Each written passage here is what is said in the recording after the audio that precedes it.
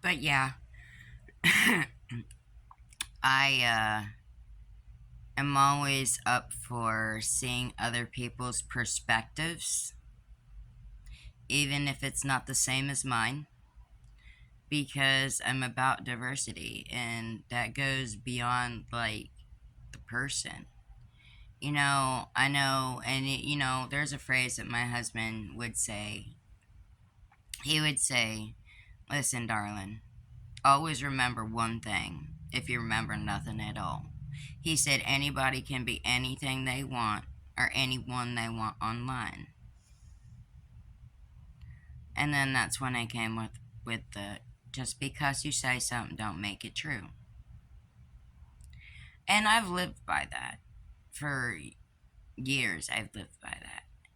And I don't think that my opinion or my input on something is the only thing that should be viewed as important, because that is in the self consumed lane, that is in the self absorbed lane, that is the me, fuck you, me. No, definitely not. Those are the kind of people that I've dealt with, grew up with all my life.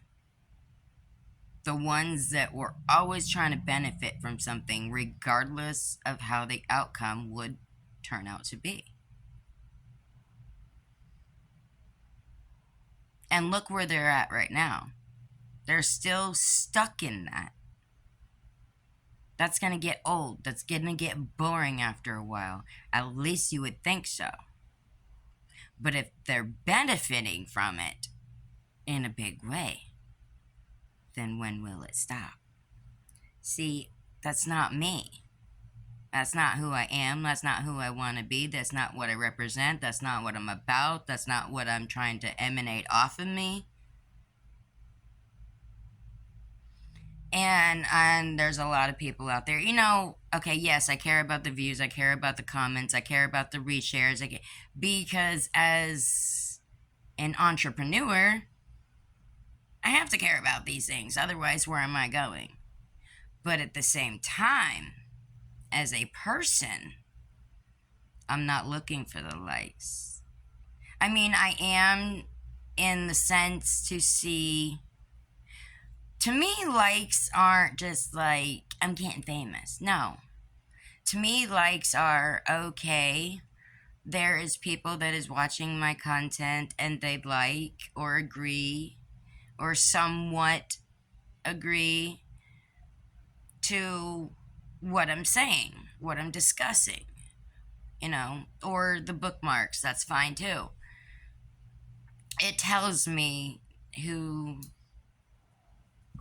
is understanding, or maybe they don't fully agree to what I'm talking about, but they're understanding where I'm coming from, open-minded, in that kind of aspect. So yes, on YouTube, for instance, I started off with Reb K Gamer. It's, and I've been on there for quite a few years. It's my biggest channel um, to date. And then it was, I believe, Courage Haven, and then Diva's Den. Because now there's a fine line to this. This is going to be a part 3. Oh my goodness. I like having a lot on my plate to a point. Keeps me busy, keeps my mind busy, keeps me going.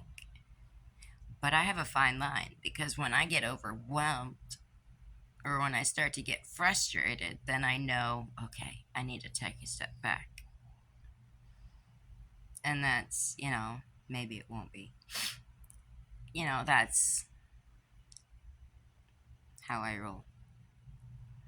And I wasn't trying to blast the whole DVD name, but I believe if somebody is giving you their utmost true being, of self, and then you post like a message when we haven't even been conversing that long about how I need to leave my husband because he's not good for me and he's messing up my mind and he's brainwashing my husband. I wouldn't be sitting here making these videos. Courage Haven would have never happened.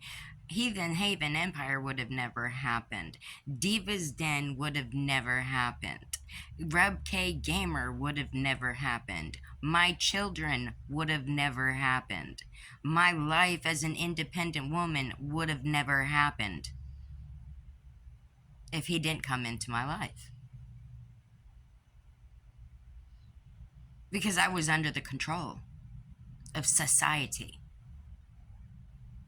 And I can see now that I was partially in a brainwash situation. Not bad, just beginning stages of it. Thank God I got out in time.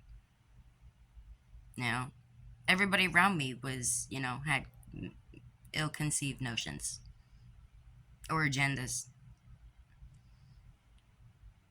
So, in my mind, it's like, this man saved my life. What you mean? He's the one that gave me my independence. What the fuck are you talking about? And I had a problem with that. And then the next message says, oh, God says you're a bad influence on me. No, what that says is just saying, I'm not for everybody, not everybody's for me, and you're just not at my level. That's all that says. So, yeah, I put that out there. Call me petty, I don't care. You know what? You can't do and say things and expect somebody to be a certain way and then totally flip the script on them for absolutely no reason, or she misread something or misunderstood something.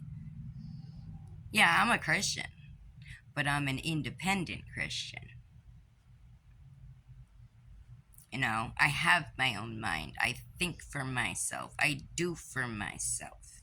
I follow Jesus Christ. Yes, I do. And God, his Father. And, I follow all that. But I do it in a way I'm comfortable doing it. Not feeling pushed into something. Or to feeling or thinking some sort of way. That's what makes us unique within ourselves. And, the meaning of this, fuck it, we're having a combo. The meaning of, beginning when I started this video that turned into a 2, maybe 3-part thing was to basically say I'm realizing that influencers are getting a really bad rap.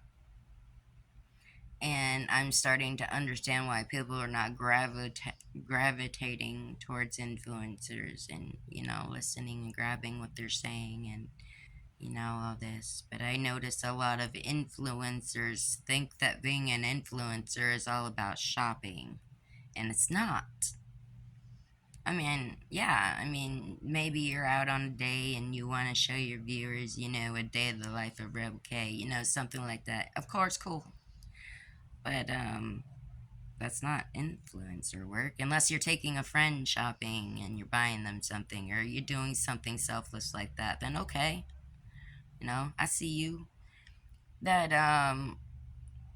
and my point to all that was that after seeing this, and I had just started seeing this stuff this year, this is going to be a 3. I'm going to pick it up on 3.